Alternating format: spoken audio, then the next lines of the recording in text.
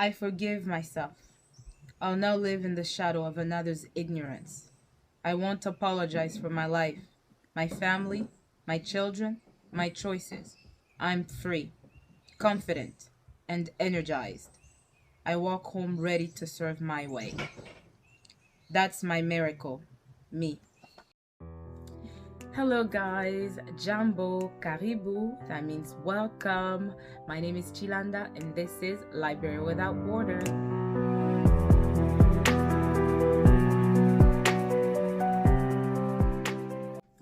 Alright guys, as you heard, that was a little excerpt from the book Sister, Mother, Warrior by Vanessa Riley. Okay guys, I just had to do a review on this book. This book is quite a masterpiece. It is about the Haitian Revolution and oh my god, what a story. Did you guys know anything about the Haitian Revolution and how it started, the details of it? I bet you didn't, so you guys need to pick up this book. It is fantastic history to know, because remember, knowledge is power, and when you know about the Haitian Revolution, you are inspired. And that's what I want to talk about today, guys. So this book actually talks about two women. One of them is a descendant of the Dahomey Kingdom. Her name is Toya, Adboraya Toya. And then we have Marie Claire. Marie Claire is a black woman born free. Her mother was a mulatto woman, but married a black man. And as you know, with them both kind of being mulatto and black, then Marie Claire was a bit dark skinned as well.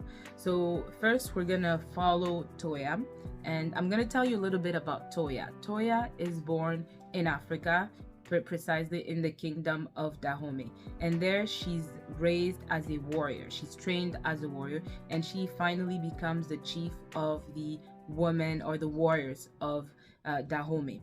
And at some point she basically gets betrayed by her friend. Toya gets betrayed by her friend, who basically falls in love with the king's nephew, and that's a no-no in the kingdom because they don't want to lose their warriors to basically motherhood. So Toya is like, you have to die. And the guy, unbeknownst to her, the nephew, had already sold them, or her friend, to the slavers. And Toya, being the warrior, she's like, no, if we're going down, we're all going down, including you, the nephew. And basically that's how she ends up on the plantation in Saint-Domingue. That's where the story takes place during the 1700s. And that's Toya's story on her finding herself on the plantation. Then we follow Marie Claire. Marie Claire, as I said, is born free to a mulatto mother. So she becomes a nurse. We do follow these young women when they're children and they're growing up on these plantations. So Marie Claire ends up being a nurse, and she will be at some point in the book the wife of Jean-Jacques Dessalines. But for now, she's basically a nurse, and she finds herself caught in the middle where she has to take care of people from both sides, the whites and the black, the blacks.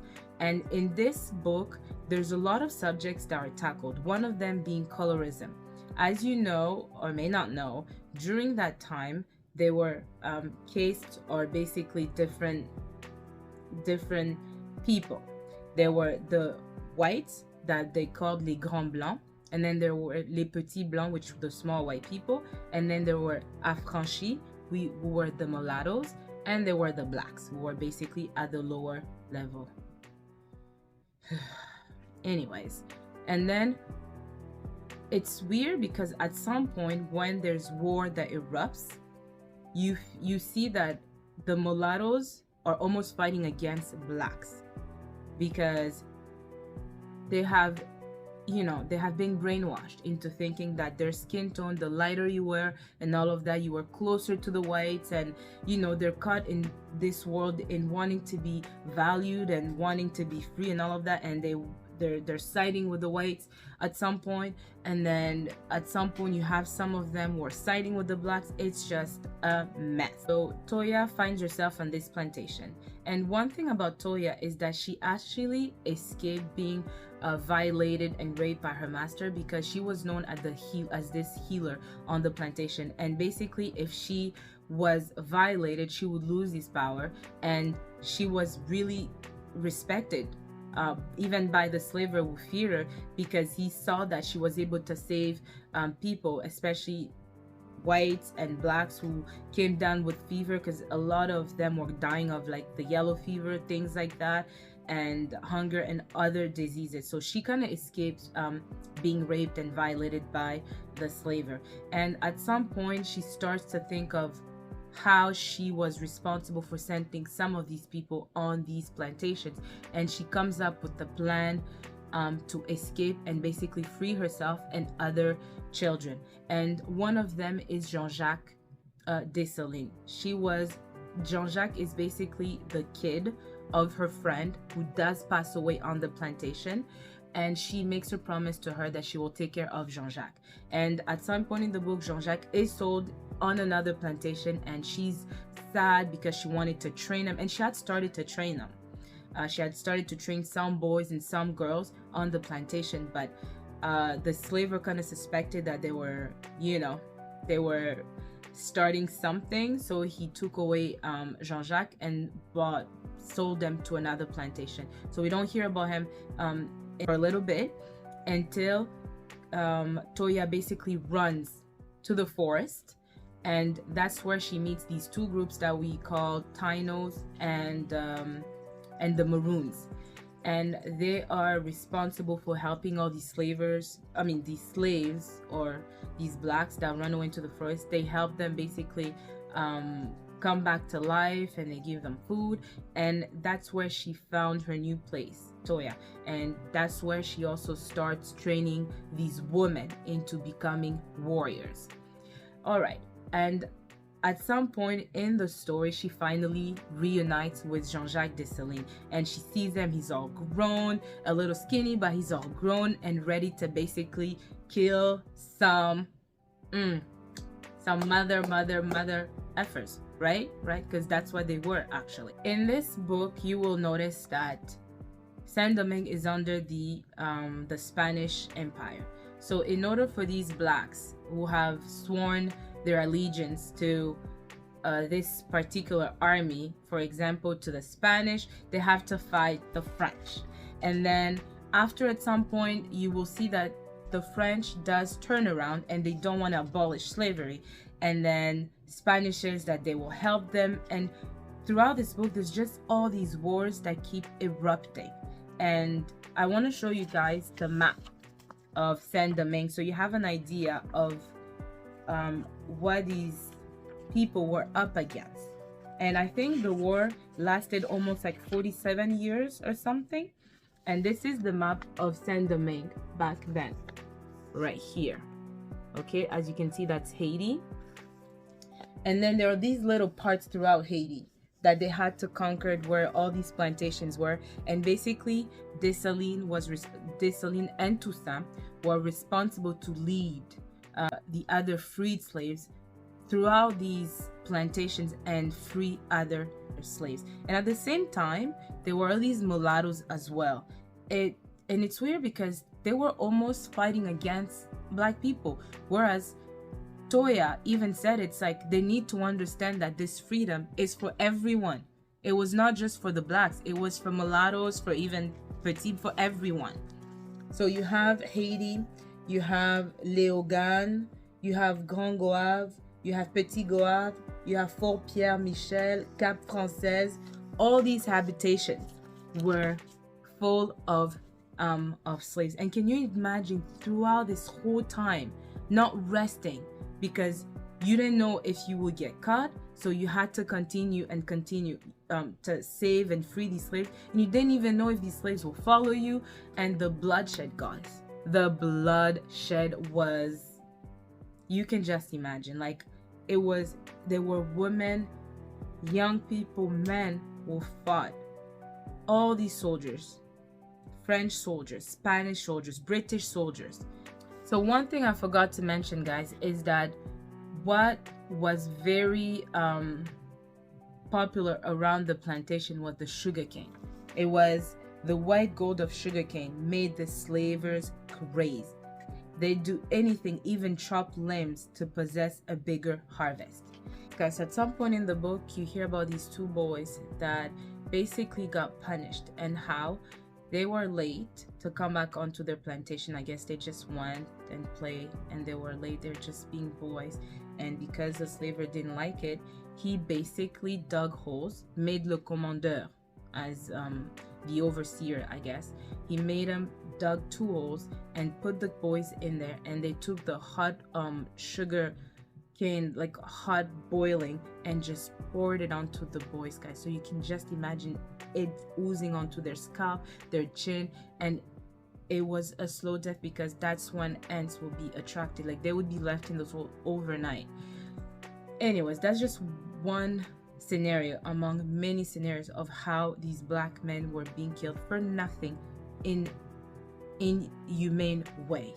Also, one other element of this story was the way slaves or black people communicated, because you know they were taken from different parts of Africa. So you had languages such as Yoruba, Kikongo,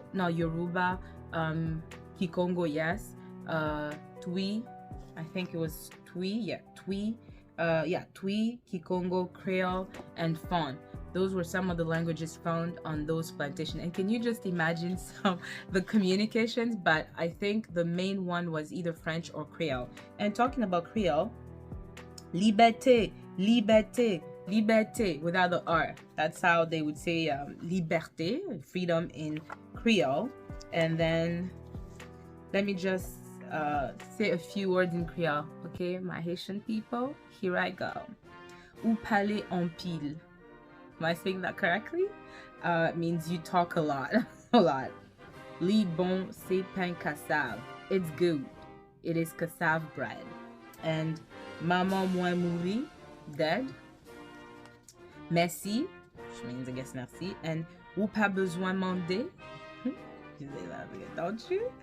But yeah, so those were the languages found on the plantations. But anyways.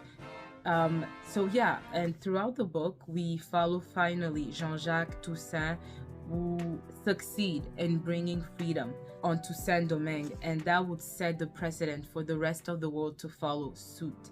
Remember, there was the United States, where there's still slavery as well, and some of the people fleeing Saint-Domingue during the wars were basically fleeing to New Orleans, and that's why you have a bit of Creole in New Orleans. And some people were also fleeing to Cuba, some parts, yeah, Cuba, New Orleans. It was really a time where you had all these people that were also being taken from the plantation, and they were basically being sent to these places, as I said, like parts of Cuba, parts of New Orleans. And throughout that time, there was so much hunger. That's also one element of those wars that erupted around that time.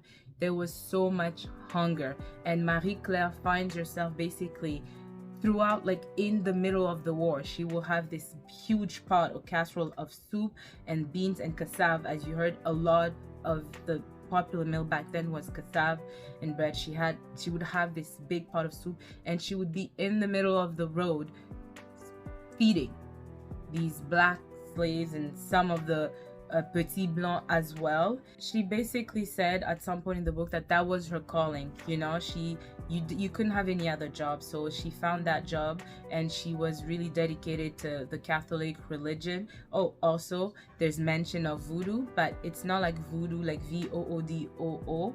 It's like written with the U, and it was mixed of the Africans who were still holding on to their old tradition and African gods mixed with this new religion that was being imposed onto them by the white people.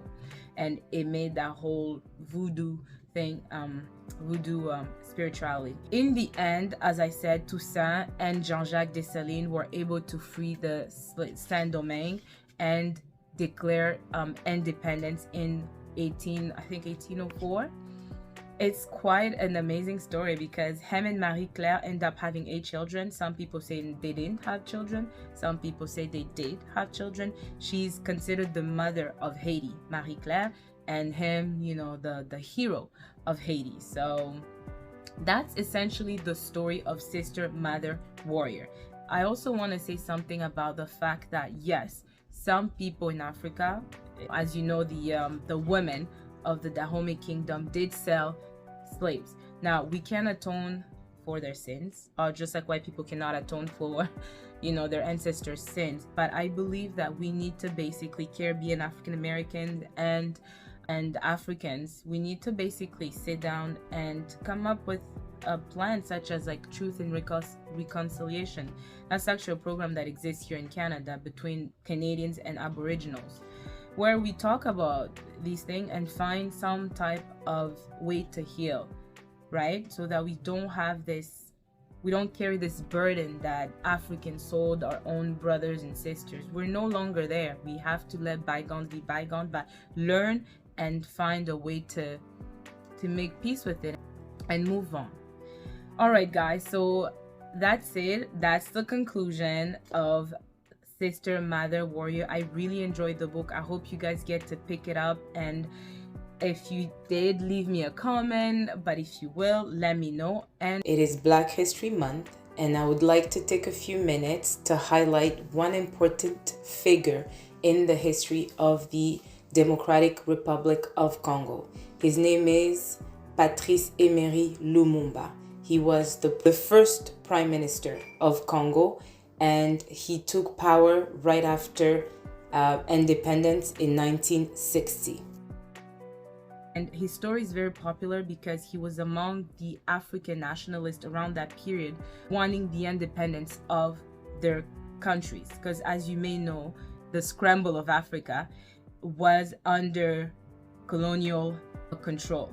You had my country that was under the Belgium control, and most of them were either under the British Empire or the French Empire. So you had all these nationalists, you know, talking, wanting to free themselves from the colonial empire, and one of them, as I said, was Patrice Lumumba. Unfortunately, he didn't last because, as you know, when a black person is for the good of its people, white people don't like that, and they're gonna assassinate him. And he was assassinated just like any other black people that you know, such as Martin Luther King, Malcolm X, you name them, they were assassinated. And one of the things that Malcolm X actually said about Patrice Lumumba is that he's one of the greatest African men to have walked on the African continent. Congolese have been massacred by white people in the Congo for years and years and years. And if the shoe is now on the other foot, only thing I can say is it's like chickens that always come back home to roost. Do you personally feel, though, that there's some shame or involvement here or some guilt associated with the killing of other human beings? I think that the white people should be ashamed of the deplorable situation that has been existing in the Congo, which is not the fault of the Congolese, but which is the result of instigation by European powers who are fighting each other over the mineral wealth of the Congo. And now to make it appear that the Congolese themselves are criminals or brutes because they're reacting to these injustices that they've been victimized by is again ducking the question. So much potential, but that time it was just too soon for him to really accomplish anything, and he was taken from us. So if you don't know about Patrice Lumumba, do a little research on him, find him, because it is Black History Month after all, and there's no black without Africans, right? So on that note, I want to say thank you again if you made it this far. If you like the content, like, comment, subscribe, and don't forget the notification bell so that whenever I post, you don't miss my next video. Okay guys, so power to the Haitians, and I will see you in my next video. Ciao.